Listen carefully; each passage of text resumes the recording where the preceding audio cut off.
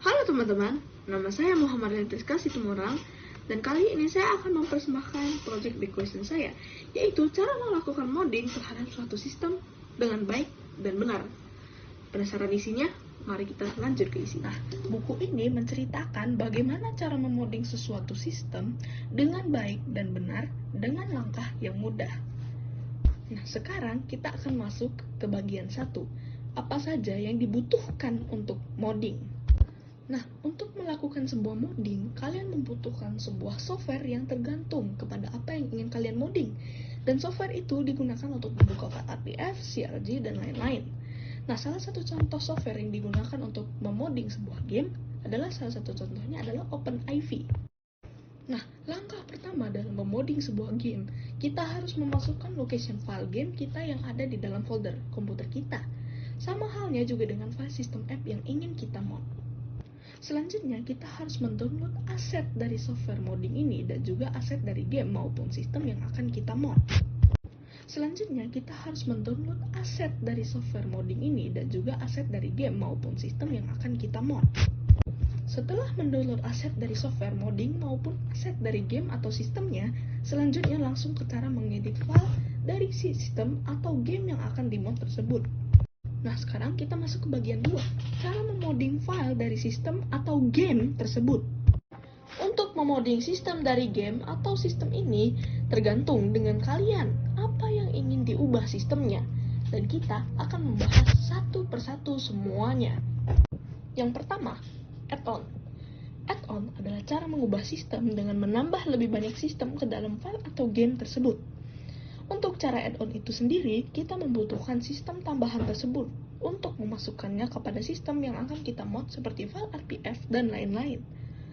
Dan juga setelah itu, pasti di setiap sistem ada yang namanya DLC.rpf, yang dimana itu adalah izin atau script untuk memasukkan sistem tambahan ke sistem yang ingin dimod. Yang kedua, replace. Replace adalah metode modding yang diartikan dalam menimpa sistem yang sudah ada di sistem yang akan kita mod. Dalam metode replace, kita harus memiliki file atau sistem yang di dalam file atau sistem tersebut sudah ada sistem yang sudah diubah dan diganti. Setelah kita memiliki file atau sistem yang isinya sudah diubah atau diganti, kita hanya tinggal copy paste ke file atau sistem yang sudah ada di sistem yang sedang kita mod. Ketiga, change. Change adalah metode modding dalam mengubah script atau order dari file yang sudah ada dan yang benar-benar murni dari sistem tersebut. Kurang lebih, change tidak membutuhkan apa-apa dan hanya membutuhkan keahlian dalam mengubah script yang sebenarnya bisa menjadi gampang saat dihafal. Setelah metode change ini dilakukan, maka script yang sudah diubah tersebut akan berpengaruh kepada sistem yang sedang kita mod, dan sistem tersebut akan tetap berjalan dengan biasa. Hanya saja ada perubahan suatu script. Nah, karena kita sudah mengenal 3 cara memodding yang mudah dan gampang, sekarang kita akan beralih kepada file atau sistem apa saja sih yang sering dimod semua orang. Bagian 3, jenis modding yang sering dilakukan orang-orang atau sistem yang sering kali dimod semua orang adalah yang pertama, sistem interaksi. Yang kedua, sistem peruangan yang dimana sistem peruangan ini hanya bisa dilakukan kepada sebuah game. Dan yang ketiga, sistem DLC atau file utama. Yang pertama, sistem interaksi. Sistem interaksi adalah pengubahan sistem interaksi pada aplikasi, app, atau game atau sistem yang telah dimod. Orang-orang biasanya mengubah sistem interaksi agar pekerjaan mereka bisa menjadi lebih mudah dan cepat. Untuk mengubah sistem interaksi ini kurang lebih sama caranya dengan metode modding change. Yang kedua, sistem peruangan. Sistem peruangan adalah untuk menambah uang dalam sebuah game. Untuk sistem peruangan ini tidak perlu lagi dijelaskan panjang lebar, karena sudah jelas hal ini dilakukan bagi orang-orang yang ingin main curang. Yang terakhir, sistem DLC. Sistem DLC adalah sistem untuk mengubah tampilan dari sebuah sistem.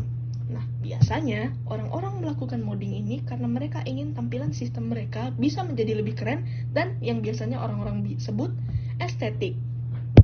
Itulah cara gampang dan mudahnya memodding sebuah sistem dengan baik dan benar dan juga secara cepat.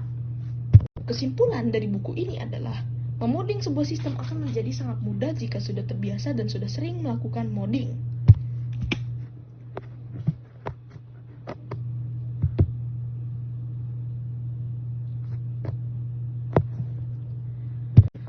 itulah isi-isi yang dicantumkan oleh buku ini. Nah, buku ini dibuat dalam perihal Project Big Question yang sedang dilakukan di Sekolah Citaluhur, yang bisa membentuk identitas dari membuat buku seperti ini. Nah, jadi kalau misalnya ada kesalahan, saya mohon maaf. Terima kasih telah mendengarkan presentasi saya dan sampai jumpa nanti. Dadah.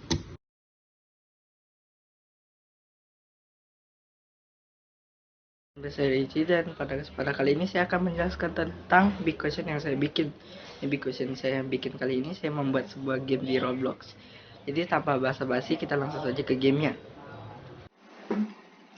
Oke, jadi di sini untuk membuat game itu simple. Yang pertama tentu saja kita memerlukan tema seperti RPG, role playing game, first person shooter atau FPS, parkour, lalu ada role playing, lalu ada parkour juga, dan masih banyak lagi.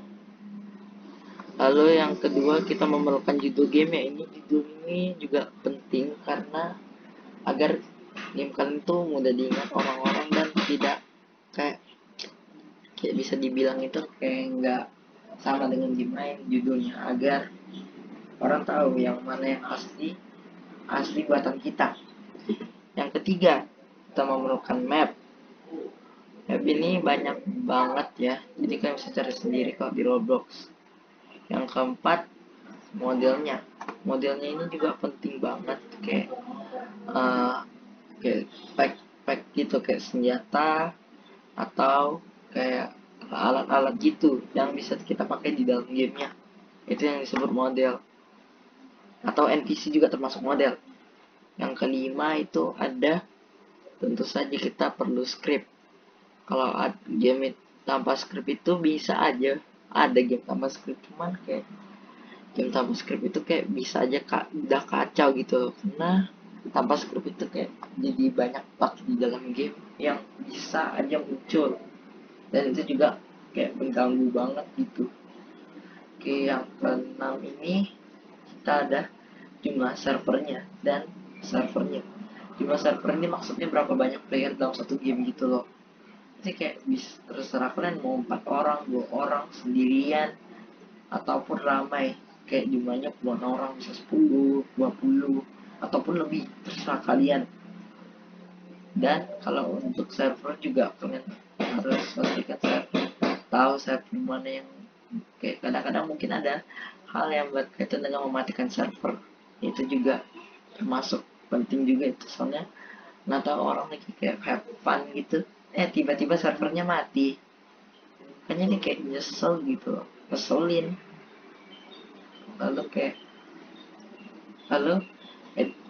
Lalu jangan lupa yang ke-8 adalah, tentu saja ini yang paling penting ya, tentang item-itemnya. Ada mungkin beberapa dari kalian, menurut gue sih ada kayak mata uang di dalam game kalian yang mungkin bisa dibeli gitu loh, pakai duit.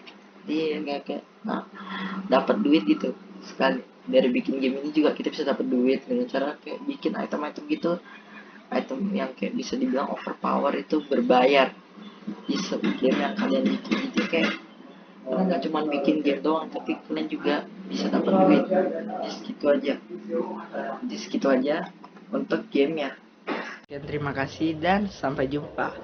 Bye bye.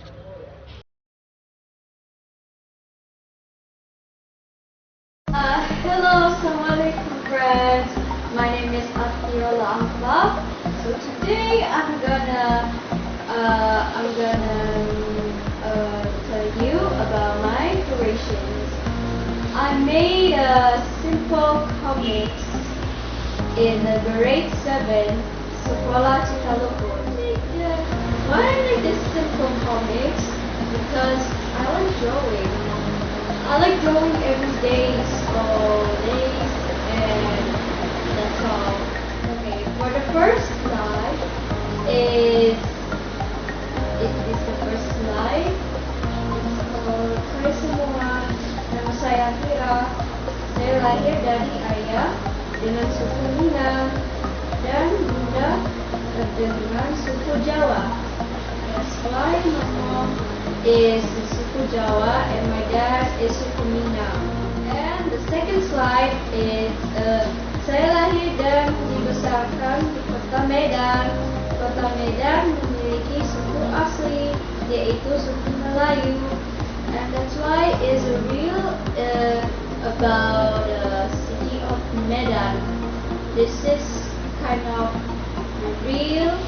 The real city is called is about suku Melayu. This the third slide. Is di sekolah saya mempunyai teman dengan suku yang berbeda-beda. Ada suku Batak, suku Melayu, suku Tionghoa, suku Jawa, dan suku-suku lainnya.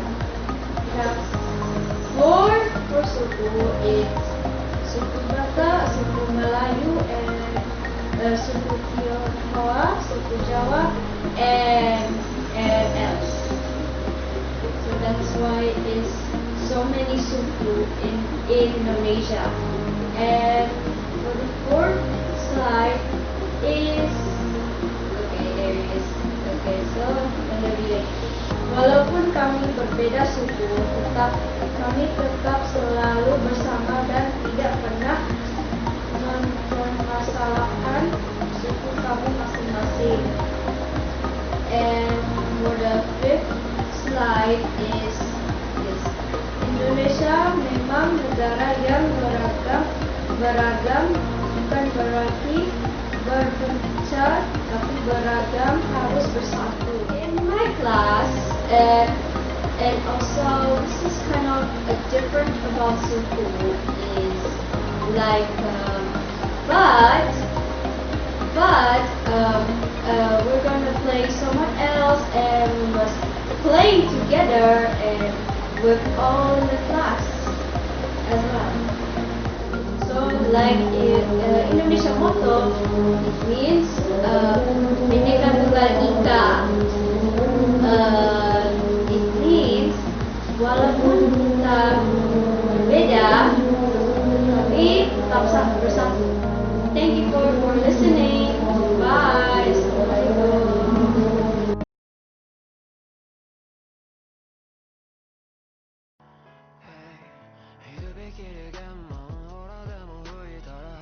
Halo, nama saya Niki. Ini adalah Project Big Question Niki dengan topik basketball.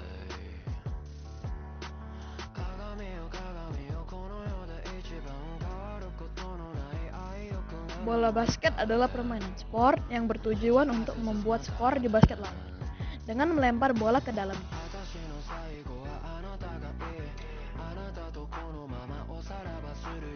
Dengan basket, Niki lebih gampang membuat identitas sosial karena komunitas basket Niki sangat ramah.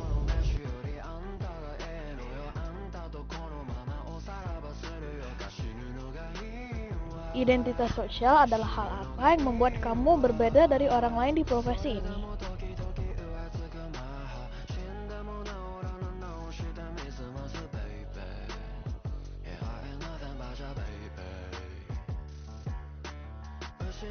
Niki mendapatkan identitas sebagai pecinta basket, dikarenakan Niki menyukai basket seperti orang lain.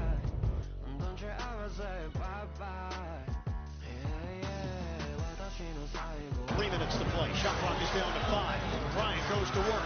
Bryant the drive. Oh! In control of the series. Utah came back to down 2 last year. To Houston in the first round. Bryant Warriors cannot buy a triple. Kobe wheeling. What a play to Turiaf. Marquez looking, gets it to Bryant. Bryant dribbling. Has to put it up for the buzzer. Banks it in.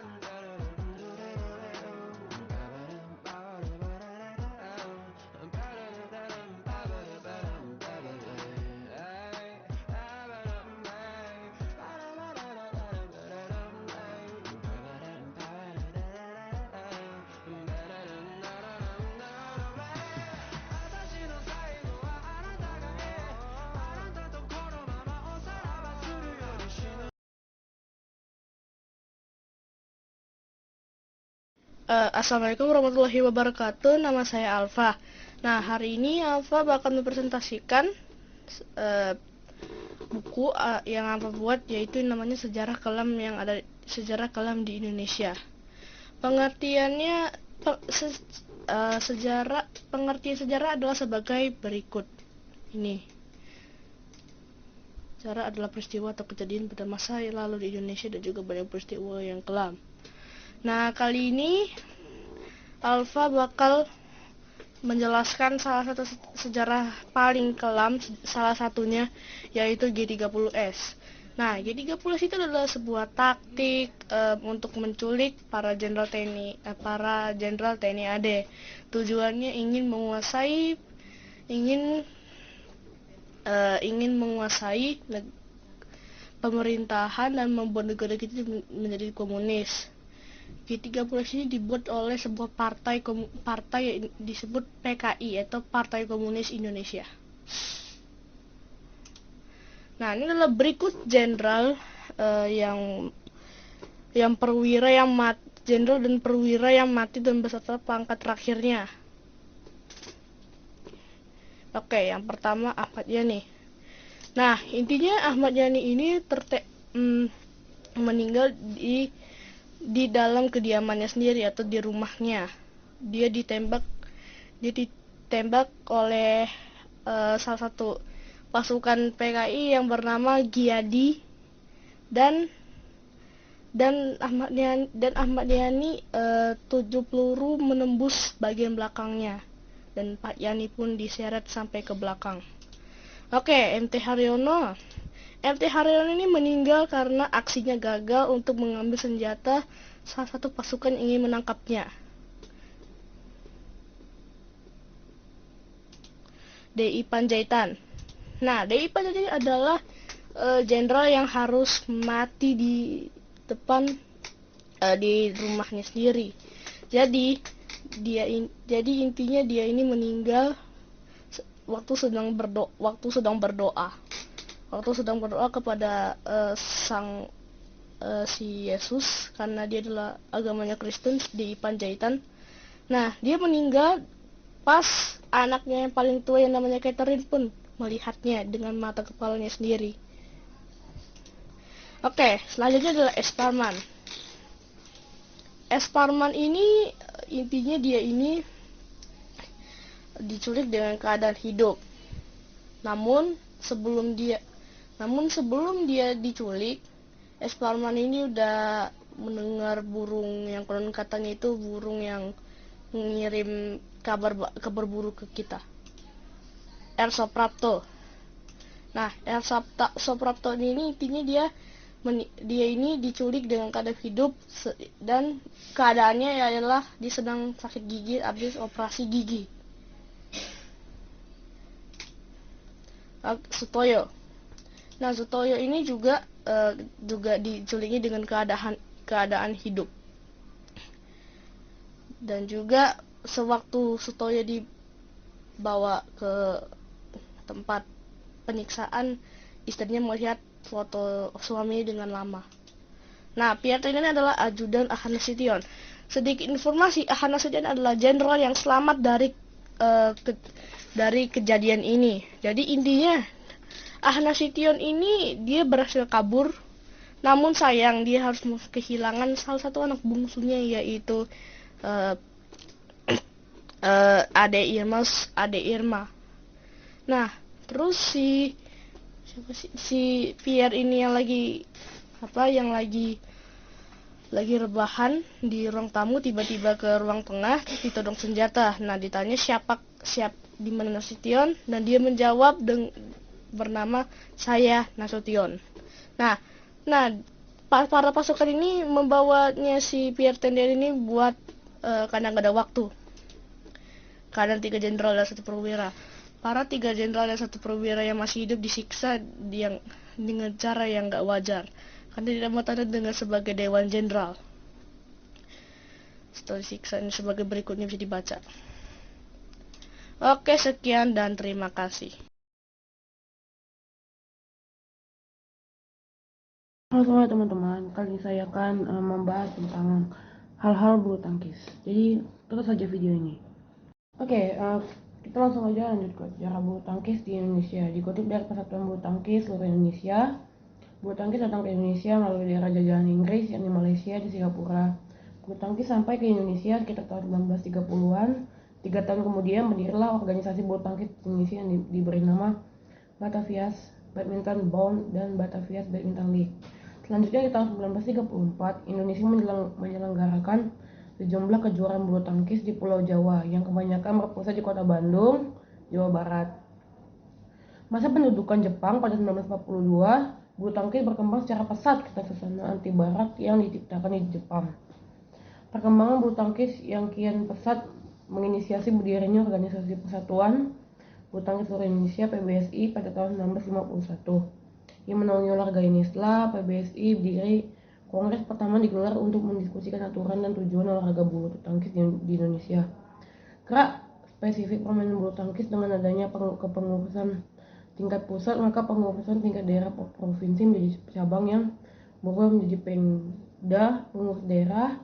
Hingga akhir bulan Agustus 1977 ada 26 Pemda di Indonesia, kecuali Provinsi Timur Timur dan sebanyakan 224 Pengcap. Jumlah perkumpulan yang menjadi anggota PBSI diperkirakan 2000 perkumpulan. Kemudian bulu tangkis di Indonesia berkembang sampai saat ini.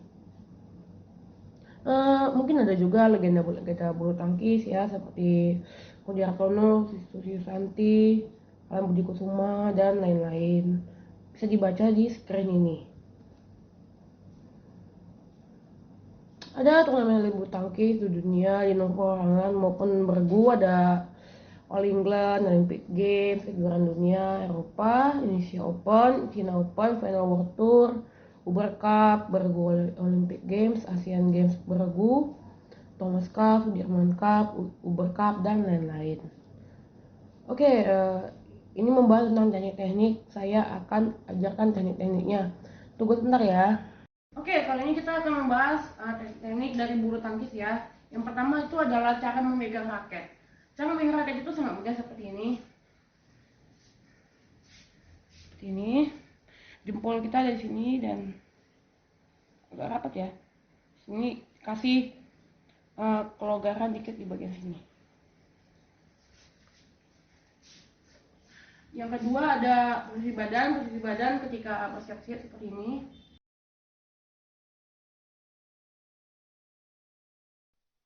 Halo teman-teman, ini presentasi saya martabak. Untuk martabak. Martabak. Telur adalah sajian yang bisa ditemukan di Arab Saudi, Yaman, Indonesia, Malaysia, Singapura, dan Brunei. Asal mula martabak telur berawal dari seorang pemuda dari Lebak, Siu, Tengah Jawa Tengah bernama Abdullah bin Hasan al-Malibari, orang India yang pandai memasak martabak. Karena makanan ini banyak disukai, maka banyak kerabat dan tetangga dari Ahmad, sahabatnya dan istrinya, yang diajari membuat kue martabak tersebut. Bahkan makanan ini juga sering diperkenalkan di berbagai acara di luar kota, seperti pasar malam maupun acara sekatanan di Yogyakarta dan Dugeran di Semarang. Dan kini martabak telur sangat populer di Indonesia dan sudah tersebar di mana-mana. Bahan pembuat martabak. Bahan untuk membuat martabak telur biasanya adalah 1 kilogram tepung terigu, 4 telur yang sudah dicocok, minyak goreng, garam secukupnya, dan jangan lupa air matang. Bahan untuk membuat martabak manis biasanya adalah 1 kilogram tepung terigu 4 telur yang sudah dikocok, vanila, baking powder, margarin, gula pasir, rangi instan, garam, dan 1 liter air. Terima kasih untuk dengar saya di presentasi saya yang martabak. Oke, bye-bye.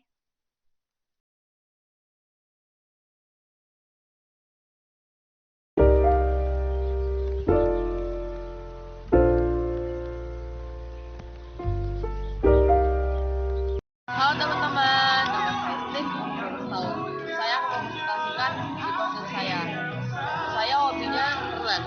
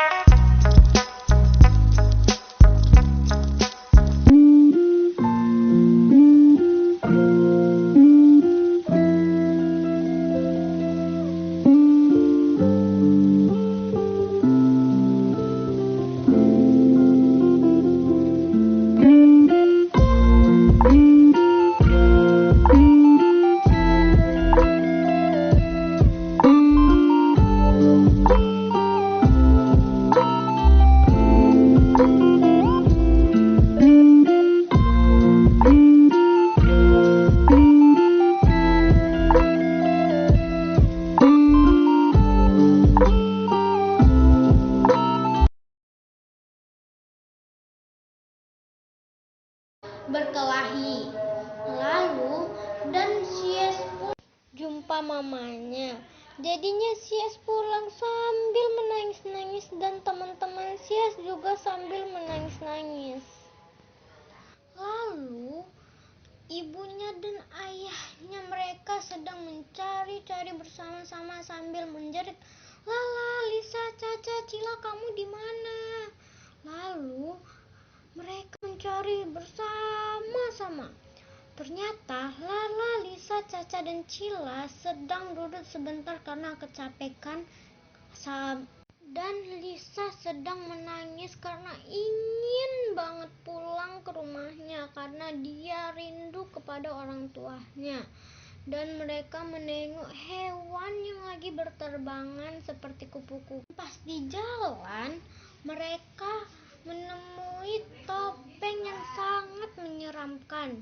Dan ibu dan ayah mereka tidak peduli. Mereka mencari-cari, ternyata jumpa dengan Lala, Lisa, Caca, dan Cila. Sesampai di rumah, Lala, Lisa, Caca, dan Cila disuruh mamanya berberes-beres seperti mandi. Kata mamanya, "Caca, Cila, Lala, Lisa, mandi ya." Baru mereka menjawab, "Oke, Ma." Siap mandi, mereka makan bersama-sama di meja makan. Dan mereka pun bahagia karena telah kembali ke rumah mereka. Dari dongeng yang saya buat, apa ayo yang bisa kalian pahami tentang keluarga kalian? Terima kasih ya teman-teman sudah menonton video Big Question saya. Bye-bye. Halo teman-teman, nama saya Syifa. Pada Big Question kali ini saya membuat pocketbook yang berjudul My Piano. Isinya informasi, tips, dan tutorial. Ini bukunya menarik sekali loh untuk orang yang mulai belajar dan mengetahui tentang piano. Ayo langsung saja kita mulai. Di buku ini ada informasi bagian-bagian piano, tips, dan tutorial. Di bab pertama, kita akan mempelajari tentang informasi-informasinya. Piano adalah salah satu alat musik yang terkenal di seluruh dunia. Pertama kali dibuat oleh Bartolomeo Cristofori pada tahun 1709. Piano mempunyai beberapa bagian-bagian loh, bukan hanya tuts piano, yaitu martir piano, dawai piano, bodi piano, dan pedal piano. Cara kerja piano adalah setiap tuts tersambung ke palu yang ada di dalam piano dan menekan senar di dalamnya sehingga menghasilkan bunyi. Nah, di halaman berikutnya ada beberapa pianis yang terkenal saya tulis di sini, yaitu Isaac Albeniz, Frédéric Chopin, dan Ludwig van Beethoven. Di bab selanjutnya, kita akan mempelajari tentang tips dan tutorial. Hal-hal yang mesti kita lakukan pertama supaya bisa menguasai piano dengan baik dan benar adalah kelola waktu belajar dan berlatih. Rencanakan latihan, tingkatkan kemampuan membaca, mengatur posisi tangan, hafalkan dan latih akor, dan yang terakhir pelajari teknik-teknik penjarian. Itu sebagai contoh-contohnya. Oke, demikian, terima kasih sudah mendengar. Sampai jumpa di Big Question selanjutnya. Bye bye. Hello everyone, my name is Mazia Arsena Putri Tomenko, and hari ini saya akan mempresentasikan big question saya. The purpose of me making this big question is so there will not be any misunderstandings or mispronunciations that will lead to misunderstandings between two people or more. This is the poster that I made. It is a guide or tutorial, however you want to say it, on how to be better or good at English. So, yes. Like for example, pronounce and write words correctly.